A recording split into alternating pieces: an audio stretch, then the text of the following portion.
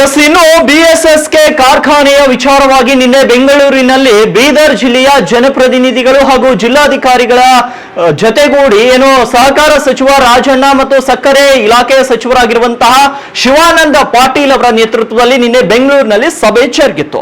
ಬೀದರ್ನಲ್ಲಿ ಇವತ್ತು ಮಾಜಿ ಸಚಿವ ರಾಜಶೇಖರ್ ಪಾಟೀಲ್ ಈ ಕುರಿತು ಉತ್ತರ ಕರ್ನಾಟಕ ಸುದ್ದಿವಾಹಿನಿಗೆ ಪ್ರತಿಕ್ರಿಯೆಯನ್ನ ಕೊಟ್ಟಿದ್ದಾರೆ. ನಿನ್ನೆ ಸಹಕಾರಿ ಸಚಿವ ರಾಜಣ್ಣ ಹಾಗೂ ಸಕ್ಕರೆ ಸಚಿವ ಶಿವಾನಂದ ಪಾಟೀಲ್ ಅವರ ನೇತೃತ್ವ ಸಭೆ ಜರುಗಿದೆ. ಸಭೆಯಲ್ಲಿ ಸಚಿವರಾಗಿರುವಂತಹ ಈಶ್ವರ್ ಖಂಡ್ರೆ, ರಹೀಂ ಖಾನ್ ಹಾಗೂ ಜಿಲ್ಲೆಯ ಜನಪ್ರತಿನಿಧಿಗಳು ಕೂಡ ಭಾಗಿಯಾಗಿದ್ದರು. ಮೀಟಿಂಗ್ ನಲ್ಲಿ ಅನೇಕ ವಿಷಯಗಳನ್ನ ಪ್ರಸ್ತಾಪ ಕೊಟ್ಟಿದ್ದೇವೆ. ಬಿಎಸ್ಎಸ್ಕೆಗೆ ಹಳೆ ಕಾರ್ಖಾನೆಯಾಗಿದ್ದು ಅದು ಪುನಶ್ಚೇತನವಾಗಿ ಪ್ರಾರಂಭ ಆಗಬೇಕು, ರೈತರಿಗೆ ಒಳ್ಳೇದಾಗಬೇಕು ಅಂತ ನಿನ್ನೆ ಸಭೆಯಲ್ಲಿ ಸಚಿವರಿಗೆ ವಿನಂತಿ ಕೂಡ ಮಾಡಿದ್ದೇವೆ. ಬಿಎಸ್ಎಸ್ಕೆ ಕಾರ್ಖಾನೆಯನ್ನ LROT ಮಾಡಬೇಕು ಅಂತ ಪ್ರಸ್ತಾಪನೆ ಕೊಡಲು ತಿಳಿಸಿದ್ದೇವೆ. ಅದೇ ರೀತಿ ಮುಖ್ಯಮಂತ್ರಿಗಳನ್ನು ಕೂಡ ಭೇಟಿಯಾಗಿ LROT ನೀಡಲು ಮನವೊಲಿಸುತ್ತೇವೆ. ಮಹಾತ್ಮ ಗಾಂಧಿ ಮತ್ತು NSSK ಗಿಂತ BSSK ಸಾಲ ಕಡಿಮೆ ಇದೆ, ಹಾಗಾಗಿ ಆದರೆ ಈ ಸ್ಥಿತಿಗೆ ಬರಲು ಬೇರೆ ಬೇರೆ ಕಾರಣಗಳಿವೆ. ಈ ಬಗ್ಗೆ 64 ಹಾಗೂ 68 ಎನ್ಕ್ವೈರಿ ಆಗಬೇಕು ಅಂತ ಸಚಿವ ರಾಜಣ್ಣನವರಿಗೆ ಹೇಳಿದೀವಿ. ಸಚಿವರು ಕೂಡ 64 ಮತ್ತು 68 ಎನ್ಕ್ವೈರಿ ಆಗಬೇಕು ಅಂತ ಅಧಿಕಾರಿಗಳಿಗೆ ಸೂಚನೆಯನ್ನ ಕೊಟ್ಟಿದ್ದಾರೆ. ಈ ನಿನ್ನೆ ನಡೆದಂತಹ ಸಭೆಯ ವಿಚಾರವಾಗಿ ಇವತ್ತು ಬೀದರ್ನ ಏರ್ಪೋರ್ಟ್ ನಲ್ಲಿ ನಮ್ಮ ಉತ್ತರ ಕರ್ನಾಟಕ ವಾಹಿನಿಯ ಪ್ರತಿನಿಧಿಯ ಜೊತೆಗೆ ರಾಜಶೇಖರ್ ಪಾಟೀಲ್ ನೇರವಾಗಿ ಮಾತುಕತೆಯನ್ನ ಆಡಿದ್ದಾರೆ. ನಮ್ಮ ಪ್ರತಿನಿಧಿ ನೇರವಾಗಿ ಚಿಟ್ಚಾಟ್ ಅನ್ನ ಮಾಡಿದ್ದಾರೆ. ಬನ್ನಿ ಒಂದ್ಸಲ ಕ್ವಿಕ್ ಆಗಿ ನೋಡ್ಕೊಂಡು ಬರೋಣ. ಬೀದರ್ ಜಿಲ್ಲೆಯ ರೈತರ ಜೀವಾಳವಾಗಿದ್ದಂತಹ BSSK ಕಾರ್ಖಾನೆ ತನ್ನ ಸಾಲದ ಸುಳಿಯಲ್ಲಿ ಸಿಕ್ಕು ಕಬ್ಬನ್ನು ನುರಿಸ್ತಾ ಇತ್ತು, ಇದನ್ನು ನಿಲ್ಲಿಸಿದೆ. ಈ ವಿಚಾರವಾಗಿ ಸಾಕಷ್ಟು ಹೋರಾಟಗಳು ಕೂಡ ನಡೀತಿತ್ತು. ಇಲ್ಲಿನ ಮುಖಂಡರು ಕೂಡ ಜನಪ್ರತಿನಿಧಿಗಳು ಅದನ್ನು ಉಳಿಸ್ಬೇಕಂತ ಮುಖ್ಯಮಂತ್ರಿಗಳ ಬಳಿ ಮನವಿ ಕೂಡ ಮಾಡಿದರು. ನಿನ್ನೆ ಈ ವಿಚಾರವಾಗಿ ಸಕ್ಕರೆ ಸಚಿವರಾದಂಥ ಶಿವಾನಂದ ಪಾಟೀಲ್ ಹಾಗೂ ಸಹಕಾರಿ ಸಚಿವರಾದಂಥ ರಾಜಣ್ಣ ಅವರ ನೇತೃತ್ವದಲ್ಲಿ ಸಭೆ ಕೂಡ ನಡೆದಿದೆ. ಈ ಸಭೆಯಲ್ಲಿ ಭಾಗಿಯಾದಂಥ ಮಾಜಿ ಸಚಿವರು ಹಾಗೂ ಹಿರಿಯ ಕಾಂಗ್ರೆಸ್ ನಾಯಕರಂತ ರಾಜಶೇಖರ್ ಪಾಟೀಲ್ ಅವರು ನಮ್ಮ ಜೊತೆ ಇದ್ದಾರೆ. ಬನ್ನಿ ಅವ್ರನ್ನೇ ಮಾತಾಡ್ಸೋಣ. ಸರ್, BSSK ವಿಚಾರವಾಗಿ ನಿನ್ನೆ ಮೀಟಿಂಗ್ ಆಯಿತು, ಏನೇನೆಲ್ಲ ನೋಡಿ. ನಿನ್ನೆ ಕೋಆಪರೇಟಿವ್ ಸಚಿವರಾದಂಥ ರಾಜಣ್ಣವರು ಮತ್ತು ಶುಗರ್ ಸಚಿವರಾದಂಥ ಶಿವಾನಂದ ಪಾಟೀಲ್ರವರು, ನಮ್ಮ ಜಿಲ್ಲಾ ಉಸ್ತುವಾರಿ ಸಚಿವರಂಥ ಈಶ್ವರ್ ಖಂಡ್ರೆ ಅವರು, ಇನ್ನೊಬ್ಬ ಸಚಿವರಂಥ ರಹೀಂ ಖಾನ್ ಅವರು ಮತ್ತು ನಮ್ಮ ಬೀದರ್ ಜಿಲ್ಲಾಧಿಕಾರಿಗಳು, ಶಾಸಕರು, ವಿಧಾನ ಪರಿಷತ್ತಿನ ಸದಸ್ಯರು ಮತ್ತು ಬೀದರ್ ಸಕ್ಕರೆ ಕಾರ್ಖಾನೆ ಅಧ್ಯಕ್ಷರು ಮತ್ತು ಇಡೀ ಅಧಿಕಾರಿಗಳು ಎಲ್ಲರ ಸಮ್ಮುಖದಲ್ಲಿ ಒಂದು ಬೀದರ್ ಸಕ್ಕರೆ ಕಾರ್ಖಾನೆ ಬಗ್ಗೆ ಮೀಟಿಂಗ್ ಆಗಿದೆ. ಈಗಾಗಲೇ ಮೀಟಿಂಗ್ದಲ್ಲಿ ಅನೇಕ ಪ್ರಸ್ತಾವನೆಗಳು ಕೂಡ ನಾವು ಕೊಟ್ಟಿದ್ದೀವಿ.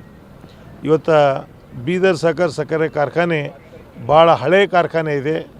ಆ ಕಾರ್ಖಾನೆ ಪುನಶ್ಚೇತನ ಆಗಬೇಕು, ಮತ್ತೆ ಪ್ರಾರಂಭ ಆಗಬೇಕು. ಬೀದರ್ ಜಿಲ್ಲೆಯಲ್ಲಿರ್ತಕ್ಕಂಥ ರೈತರು, ಅದ್ರ ಜೊತೆಯಲ್ಲಿ ಕಾರ್ಮಿಕರು ಎಲ್ಲರಿಗೂ ಕೂಡ ಒಳ್ಳೆಯದಾಗಬೇಕು ಅಂತ ಆ ನಿಟ್ಟಿನಲ್ಲಿ ಕಾರ್ಯ ಮಾಡಬೇಕು ಅಂತ ಎಲ್ಲ ಸಚಿವರಿಗೂ ಕೂಡ ನಾವು ಕೂಡ ವಿನಂತಿ ಮಾಡಿದ್ದೀವಿ. ಇವತ್ತೇನು ಕೇಂದ್ರ ಸರ್ಕಾರದ ಇದರಲ್ಲಿ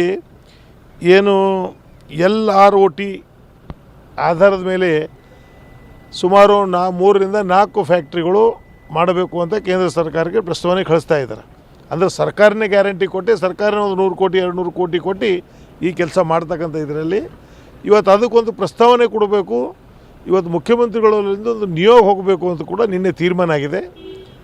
ಮುಖ್ಯಮಂತ್ರಿಗಳಲ್ಲಿ ಯಾವಾಗ ಸಮಯ ಸಿಗ್ತದ ಅಥವಾ ನಮ್ಮ ಜಿಲ್ಲಾ ಉಸ್ತುವಾರಿ ಸಚಿವರಾಗಲಿ ಯಾರಾದರೂ ಸಮಯ ತಗೊಂಡು ಅಲ್ಲಿ ಒಂದು ನಿಯೋಗ ಎಲ್ಲರಿಗೂ ಸೇರಿ ನಾವೆಲ್ಲರೂ ಪಕ್ಷಾತೀತವಾಗಿ ಅಲ್ಲೆಲ್ಲ ಜನಪ್ರತಿನಿಧಿಗಳು, ಈ ಭಾಗದ ಮುಖಂಡರುಗಳು ಎಲ್ಲನೂ ಕೂಡ ಹೋಗಿ ಮುಖ್ಯಮಂತ್ರಿಗಳಿಗೆ ಮನವೊಲಿಸಿ ಇದರಲ್ಲಿ ಹಾಕಿದ್ದೇವೆ ಅಂದ್ರೆ ಮುಂದೆ ಬರ್ತಕ್ಕಂಥ ದಿನದಲ್ಲಿ ಈ ಬೀದರ್ ಸಕ್ಕರೆ ಕಾರ್ಖಾನೆ ಪ್ರಾರಂಭ ಆಗ್ತದೆ ಅಂತ ವಿಶ್ವಾಸ.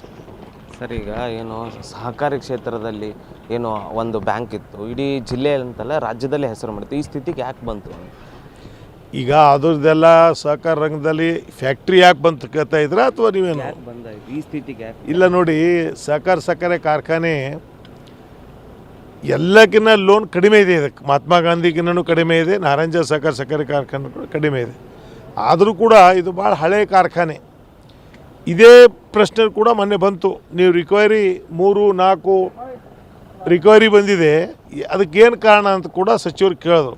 ಕಾರ್ಮಿಕರ ಕೆಲಸ ಏನು, ಮ್ಯಾನೇಜ್ಮೆಂಟ್ದವ್ರು ಏನು, ನೀವು ಯಾರೇನು ಮಾಡಿದ್ರಿ ಅಂತ ಕೂಡ ಕೇಳಿದ್ರು. ಇವತ್ತು ಆಗಿದೆ. ಇವತ್ತು ಭಾಳಷ್ಟು ಅದಕ್ಕೆ ಹೇಳಬೇಕಾದ್ರೆ ಭಾಳಷ್ಟು ಇದೆ. ಯಾರ್ಯಾರು ಅಧ್ಯಕ್ಷರಿದ್ರು, ಏನೇನಾಗಿದೆ ನಾವು ಈಗಾಗಲೇ ನಿನ್ನೆ ಅದು ಕೂಡ ಪ್ರಸ್ತಾವನೆ ಮಾಡಿದ್ದೀವಿ. ಕೆಲವೊಂದು 64 ಇನ್ಕ್ವೈರಿ ಆಗಬೇಕು, 68 ಇನ್ಕ್ವೈರಿ ಕೂಡ ಆಗಬೇಕು ಅಂತ ನಾನು ಸಹಕಾರ ಸಚಿವರಿಗೆ ಹೇಳಿದ್ದೀನಿ. ಸಹಕಾರ ಸಚಿವರು ಅಲ್ಲೇ ಎಲ್ಲ ಅಧಿಕಾರಿಗಳು ಕೂಡ ಹೇಳಿದ್ದಾರೆ. ಅದು 64 ಇನ್ಕ್ವೈರಿ 68 ಇನ್ಕ್ವೈರಿ ಎರಡೂ ಕೂಡ ಸಹಕಾರಿ ಕಾರ್ಖಾನೆದು ಆಗಬೇಕು ಅಂತ ನಿನ್ನೆ ಹೇಳಿದ್ದಾರೆ. ಇದಿಷ್ಟು ಏನು ಮಾಜಿ ಸಚಿವರಾದಂಥ ರಾಜಶೇಖರ್ ಪಾಟೀಲ್ ಅವರ ಮಾತಾಗಿತ್ತು. ಏನು ನಾವು ಸಚಿವರೊಂದಿಗೆ ಚರ್ಚೆ ಮಾಡಿದ್ದೀವಿ, ಮುಖ್ಯಮಂತ್ರಿಗಳ ಬಳಿ ನಿಯೋಗ ತೆಗೆದುಕೊಂಡು ಹೋಗ್ತೀವಿ ಅಂತ ಹೇಳಿದ್ದಾರೆ. ಕ್ಯಾಮ್ರಾಮನ್ ಸಂತೋಷ್ ಜೊತೆ ದೇವರಾಜ್ ಹೊನಗೆರೆ, ಉತ್ತರ ಕರ್ನಾಟಕ ನ್ಯೂಸ್, ಬೀದರ್.